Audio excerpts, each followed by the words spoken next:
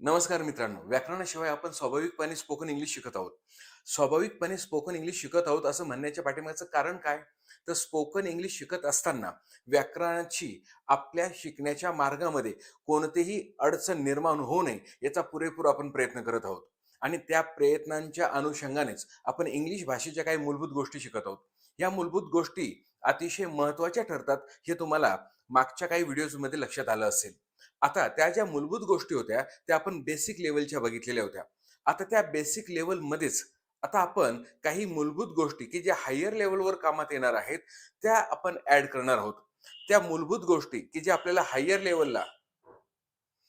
लेवलला कुठे कामात येणार आहे, ते बघूया. फळ्यावर मी काही छोट्या-छोट्या मूलभूत गोष्टी देत आहे, की जे अतिशय खूप जास्त महत्त्वाच्या आहेत.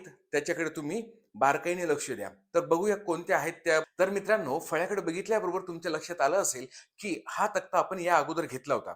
म्हणजे स्पोकन इंग्लिशचं बेसिक शिकत असताना ज्या मूलभूत गोष्टी आपण शिकल्या होत्या, त्या मूलभूत गोष्टींपैकीच एक हा तक्ता सुद्धा होता.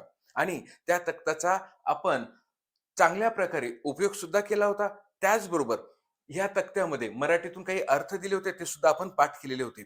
परंतु आता ह्या तक्त्याचा आणि आत्ताच्या या व्हिडिओमध्ये काय संबंध आहे, तर बघूया. कारण की आता आपल्याला एक पाऊल पुढे जायचं आहे, थोडंसं हायर लेव्हलला जायचं आहे. आणि जर थोडंसं हायर लेव्हलला जायचं आहे, तर या तक्त्याचा आपल्याला खूप जास्त उपयोग होणार आहे. आता इथे आपण प्रेपोजिशन्स म्हणजे मराठीतून त्याला आपण शब्दयोगी अव्यय म्हणत आहोत. आता प्रेपोजिशनचं वाक्यामध्ये काय कार्य असतं, काय उपयोग असतो, ते मी इथे सांगणार नाहीये. त्याचं कारण असं, की ते सांगितलं, की मग आपण व्याकरणाकडे वळालो असा अर्थ होऊन जाईल. केवळ आपल्याला या शब्दांना प्रेपोजिशन्स असं म्हणतात, हे माहीत असायला हवं. त्यासाठी मी तुम्हाला इथे लिहून दिलेलं आहे. तर हे जे प्रेपोजिशन आहेत 1 ते 10 एवढेच आहेत का? तर नाही. अजूनही काही प्रेपोजिशन्स आहेत. परंतु सर्वच इथं फळ्यावर बसण्यासारखे नाहीयेत. म्हणून आपण काही मोजके प्रेपोजिशन्स इथे फळ्यावर घेतलेले आहेत आणि त्यांच्या साहाय्याने आपण हे समजून घेणार आहोत, की यांचा उपयोग कसा आणि कुठे करायचा. तर बघूया. आय म्हणजे मी, मी म्हणजे मला, माय म्हणजे माझा, माझी, माझी हे तुम्हाला माहीत आहे. हे सर्व तुम्हाला चांगल्या प्रकारे माहीत आहे. आणि जे विद्यार्थी आपल्या चॅनलवर नवीन आले असतील, त्यांनी आवर्जून ह्या तक्त्याशी संबंधित असलेला जो व्हिडिओ आहे, तो प्लेलिस्टमध्ये जाऊन पाहून घ्या. म्हणजे जेणेकरून तुमच्या लक्षात येईल, की मला आत्ता ह्या व्हिडिओमध्ये तुम्हाला काय सांगायचंय. तर बघूया. इथे सर्वात प्रथम आपण काही प्रेपोजिशन्स घेतलेले आहे. त्या प्रेपोजिशनचे काही अर्थ पण आपण इथे घेत आहोत. विथ, सह, बरोबर. आपल्या मराठीत आपण संगे असं सुद्धा म्हणतो. म्हणजे माझ्या संगे, तुझ्या संगे, तिच्या संगे वगैरे, वगैरे. परंतु इतकं अशुद्ध नको. तर सह, माझ्यासह, माझ्याबरोबर, त्याच्यासह, त्याच्याबरोबर असं. त्याचप्रमाणे फॉर, साठी, बिफोर, अगोदर, आफ्टर, नंतर, नियर, जवळ, बिटवीन, दोहोंमध्ये. म्हणजे कोणत्याही दोन वस्तू असतील, दोन व्यक्ती असतील, तिथे आपल्याला हा बिटवीन वापरायचा असतो. अमंग, अनेकांमध्ये. म्हणजे ज्यावेळेस वस्तू 2 पेक्षा जास्त असतील, त्यावेळेस किंवा व्यक्ती 2 पेक्षा जास्त असतील, त्यावेळेस अनेकांमध्ये म्हणजे अमंग त्यावेळेस वापरायचा असतो. ॲट, कडे. आता इथे हे जेवढे अर्थ दिले, हे मी केवळ प्रत्येकाचा एक अर्थच दिलेला आहे. तो गरजेनुसार, संदर्भानुसार वेगवेगळ्या स्थितीत त्यांचा अर्थ अधिक होऊ शकतो. त्याचप्रमाणे त्यांचा अर्थ बदलू शकतो. परंतु सध्या आपल्याला हायर लेव्हलला जात असताना सध्या ज्याची गरज आहे तेच आपण इथे घेतलेले आहे. तर ॲट म्हणजे कडे आणि अबाउट च्या विषयी, अराउंड च्या भोवती. आता हे जे आहेत, हे इथे घेण्याचं मुख्य कारण काय? कारण की जर तुम्ही आता यांची सांगड घालायला जर शिकला नाहीत, तर 100% चुका होण्याची दाट शक्यता आहे. मी म्हणतो दाट शक्यता नाही, 100% चुका होणारच. आणि म्हणून आपल्याला इथे हे समजून घ्यायचं आहे. आता का मी असं दिलं? काय कारण आहे? बारकाईने बघून घेऊया. तर मित्रांनो, इथे जो तक्ता होता, त्या तक्त्याची आणि ह्या प्रेपोजिशनची सांगड कशी घालायची हे समजून घेण्यासाठी आपण इथे काही उदाहरण घेतलेले आहेत. ते उदाहरण तुम्ही बारकाईने बघा म्हणजे जेणेकरून तुमच्या चुका होणार नाहीत. तर बघूया सर्वात प्रथम इथे आपण काय घेतलं आहे? माझ्याबरोबर.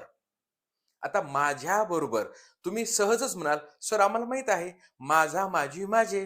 त्याच्यासाठी आम्ही माय घेतो. हो की नाही?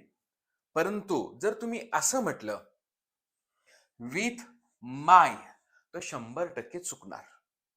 अशा वेळेस काय करावं लागेल, जेव्हा जेव्हा अशा प्रकारचे हे जे प्रेपोजिशन्स येतात, तेव्हा तेव्हा तुम्हाला माझा, माझी, माझे याच्या पुढे जर एकही शब्द नसेल आणि सरळ हा प्रेपोजिशन आला, तर त्यावेळेस तुम्हाला षष्टी न घेता द्वितीया घ्यायची असते. म्हणजे हे वाक्य कसं होईल? With me. ऍक्च्युली हे वाक्य नाहीये, तर हे आपण शब्दांची जोडी असं म्हणूया. वाक्य म्हणणं चुकीचं ठरेल. त्याचप्रमाणे आता इथे बघूया, माझ्या आई बरोबर. आता इथे बघा बरं, हा जो बरोबर जो प्रेपोजिशन आलेला आहे, तो माझा, माझी, माझे याला जोडून आला आहे, की मग त्याच्या पुढे असलेला जो शब्द आहे त्याला जोडून आलेला आहे? तर हो, त्याच्या पुढे जोडून आलेला जो शब्द आहे त्याला जोडून आलेला आहे. आणि म्हणूनच आता इथे आपल्याला विथ मी मदर असं होणार नाही. तर काय करावं लागेल? इथे आपल्याला षष्टीचा उपयोग करावा लागेल. अशा वेळेस मग आपण काय करणार? With my mother. ओके. मला असं वाटतं की हा शब्द इथे आपल्या फ्रेममध्ये येणार नाही, म्हणून मी हा शब्द इथे लिहिलेला आहे. म्हणजे हे पूर्ण असं वाचन करायचं आहे, with my mother. With my mother असं पूर्ण असेल, परंतु मला इथून सांगता येणार नाही की फ्रेममध्ये मदर शब्द बसेल किंवा नाही. तर बघूया. त्याच्यानंतर इथे त्याच्यासाठी, साठी म्हणजेच फॉर. आता इथे बघा, त्याचा, त्याची, त्याचे. स्वाभाविक आहे, सरळ सरळ आपल्याला इथे षष्टी दिसते आहे आणि षष्टी दिसत आहे म्हणून आपण फॉर हिज असं करणार का? नाही. तर इथे आपल्याला द्वितीया वापरावं लागेल. त्याच्यासाठी, फॉर हिम असं आपल्याला करावं लागेल. परंतु तेच जर त्याच्या बहिणीसाठी, तर बघा, त्याचा, त्याची, त्याचे, त्याच्या पुढे एक शब्द आलेला आहे, नंतर प्रेपोजिशन आलेलं आहे. म्हणजेच आपल्याला इथं त्याच्या बहिणीसाठी. आता हे कसं होईल? For his sister. अशा प्रकारे तुम्हाला हा शब्दसमूह पाहायला मिळेल. म्हणजे रचना करत असताना तुम्हाला सावध राहायचं आहे की त्याचा, त्याची, त्याचे किंवा माझा, माझी, माझे किंवा तुमचा, तुमची, तुमचे याच्या पुढे एखादा शब्द येत आहे का? जर येत नसेल आणि सरळ हे प्रेपोजिशन येत असतील, तर त्यावेळेस आपल्याला षष्टीचा उपयोग न करता द्वितीयेचा उपयोग करायचा आहे, जसं आपण इथे आणि इथे केला. त्याचबरोबर तिच्या अगोदर. आता अगोदर, बिफोर, हा जो तिचा, तिची, तिचे आहे, आपण असं म्हणणार का तिला अगोदर? नाही ना, तिच्या अगोदर. तर कसं होईल? Before her. आता इथे आपण ही द्वितीया घेतली आहे आणि इथे तिच्या मैत्रिणी अगोदर. तर हे कसं होईल? Before her mother. आता तुम्ही म्हणाल सर, तुम्ही इथे सुद्धा हर घेतलं, परंतु तुम्हाला हे माहित असलं पाहिजे की शी प्रथमा, हर द्वितीया आणि हर षष्टी. म्हणजे प्रथमामध्ये शीचा अर्थ ती, द्वितीयामध्ये हरचा अर्थ तिला आणि षष्टीमध्ये हरचा अर्थ तिचा, तिची, तिचे. आणि म्हणून इथे जो बिफोरच्या पुढे हर आलेला आहे तो आहे द्वितीया आणि इथे जो बिफोरच्या पुढे हर आलेला आहे ती आहे षष्टी. तर अशा प्रकारे या तीन जोड्यांच्या साहाय्याने तुमच्या लक्षात आलं असेल की आपल्याला केव्हा द्वितीयेचा वापर करायचा आहे आणि केव्हा षष्टीचा वापर करायचा आहे. आणि म्हणूनच ही सांगड घालण्यासाठीच हा व्हिडिओ खास बनवलेला आहे. आता आपण बघूया बरं, याच्या साहाय्याने काही वाक्य वगैरे बनतात का? बघा मित्रांनो, आपण इथे एक वाक्य घेतलेलं आहे. हे मी असं एक वाक्य असं म्हणण्याचं कारण असं की आपण जवळजवळ दोघी वाक्य हे सारखेच घेतले आहे. त्याच्यात थोडासा बदल केलेला आहे, जेणेकरून तुम्हाला केव्हा द्वितीया वापरायची आणि केव्हा षष्टी वापरायची हे लक्षात येईल. आता बघूया इथे, माझे वडील माझ्यासाठी भेटवस्तू आणतात. या अगोदर आपण शिकलेलो आहोत. अगोदरचे व्हिडिओज बघणं खूप जास्त गरजेचं आहे हा टॉपिक समजण्यासाठी. तर बघूया, या अगोदर आपण शिकलेलो आहोत की आपण सर्वात प्रथम कर्ता घेतो आणि कर्ता कसा ओळखायचा असतो? जो क्रिया करतो. मग आता ह्या वाक्यामध्ये क्रिया कोणी केलेली आहे? आणण्याची क्रिया माझ्या वडिलांनी केलेली आहे, हो की नाही? म्हणजे आणतात. कोण आणतात? माझे वडील आणतात. म्हणजे आपल्याला करता माहिती पडला, माय फादर, हो की नाही? आता हे लिहून झालं आपलं माय फादर. आपल्याला आपली रचना काय सांगते, की एकदा का कर्ता लिहून झाला की लगेच क्रियापद लिहा. आता एवढ्या सगळ्या शब्दांमध्ये क्रियापद कसा शोधायचा? तर या अगोदर मी तुम्हाला सांगितलंय, की असा शब्द की ज्याच्यात क्रिया दिसते. सांगा बरं, याच्यात क्रिया दिसते का माझ्यासाठी? नाही. भेटमध्ये नाही. वस्तूमध्ये नाही. आणतात. आणणे या शब्दामध्ये क्रिया दिसते. म्हणजे आपण क्रियापद ओळखलं. काय आहे आणतात? आणण्यासाठी ब्रिंग. आता इथे माय फादर तृतीय पुरुष एकवचन आहे म्हणून तिथे आपण क्रियापदाला एस लावणार. माय फादर ब्रिंग्स. काय आणतात? भेटवस्तू. तर कर्म कसं शोधायचं हे सुद्धा मी तुम्हाला या अगोदरच्या व्हिडिओज मध्ये सांगितलेले आहेत. म्हणजेच माय फादर ब्रिंग्स काय आणतात? भेटवस्तू. A gift. आणि कोणासाठी आणतात? माझ्यासाठी. For me. म्हणजेच हे छोटंसं वाक्य तयार झालं. कसं झालं? My father brings a gift for me. त्याचप्रमाणे इथे माझे वडील माझ्या बहिणीसाठी भेटवस्तू आणतात. वाक्य जवळजवळ तसंच आहे. थोडासा बदल झाला आहे. कसं होईल आता हे वाक्य? My father brings a gift for me म्हणणार की माय म्हणणार? सांगा बरं. इथे बघा, माझा, माझी, माझे याच्या पुढे लगेचच साठी आलेला आहे.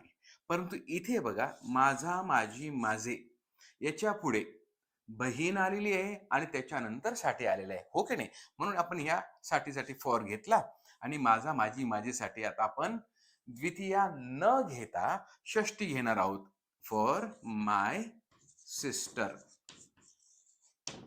अशा प्रकारे आपल्याला हा फरक समजून घ्यायचा आहे. म्हणजेच आता हे वाक्य कसं झालं? My father brings a gift for my sister. अशा प्रकारे आपण अशी छोटे छोटे वाक्य. आता बघा, तुमच्या लक्षात आलं असेल की या अगोदरच्या व्हिडिओजमध्ये आपण केवळ दोन दोन शब्दांच्या साहाय्याने छोटी छोटी वाक्य करत होतो. आता आपण हळूहळू, जर तुम्ही ते सगळे व्हिडिओज बघितले असतील तर तुमच्या लक्षात आलं असेल की कशा प्रकारे आपण वाक्य मोठे करू शकतो, कशा प्रकारे आपण थोडंसं आणखीन हायर लेवलला जाऊ शकतो. अर्थातच ह्या हायर लेवलमध्ये पण आणखीन अल्ट्रा हायर लेवल असेल आणि त्याच्यानंतर ॲडव्हान्स्ड लेवल असेल. ॲडव्हान्स लेवलमध्ये सुद्धा अल्ट्रा. तुम्ही म्हणतात ना की प्रो मॅक्स वगैरे वगैरे. आता ते तर मला जास्त काही कळत नाही की तुमच्या आयफोनमध्ये कोणते कोणते असतात प्रकार. तसा प्रकार इंग्लिशमध्ये असतो एवढं तर नक्कीच आहे. तर बघूया. My father brings a gift for my sister. तर अशा प्रकारे तुम्ही काय करू शकतात? वाक्य करू शकतात.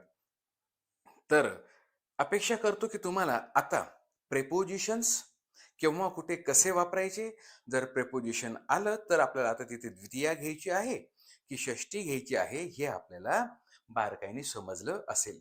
तर अपेक्षा करतो की आजचा हा व्हिडिओ तुम्हाला आवडला असेल आणि व्हिडिओला नक्कीच लाईक करा, शेअर करा. सबस्क्राईब तर करायला विसरूच नका. त्याचप्रमाणे फेसबुकवर जर बघत असाल तर पेजला फॉलो करा. नमस्कार.